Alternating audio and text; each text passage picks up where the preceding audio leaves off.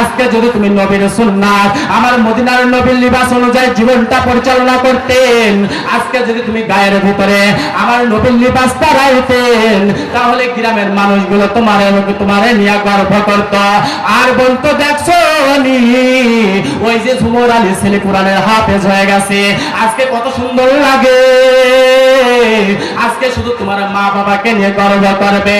আমার গ্রামের ভাই জানেরা, আমার গ্রামের বাপ জানেরা, পাশের গ্রামে গিয়া বলবে দেখছো নি আমাদের গ্রামে, আমাদের কুল্লপাড়া গ্রামের ভিতরে 4 জন আলেম পেয়েছি, কত ভাগ্যবান আমরা।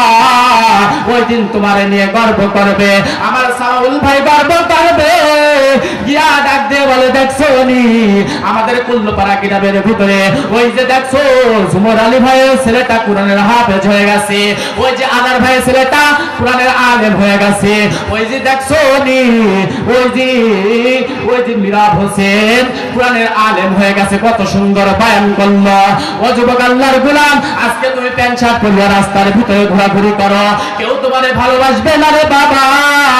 ও বাবা, আজকে আমিও পারতাম তোমার মতো প্যান্ট শার্ট পরিয়া রাস্তার ভিতরে ঘোরাঘুরি করতে, কিন্তু আমার আম্মা জান, আমার বাপ জান, আমার ভাই বোনেরা কত কষ্ট করিয়া আমারে আলেম বানাইছে, আমারে মাদ্রাসায় ভর্তি করাইলো।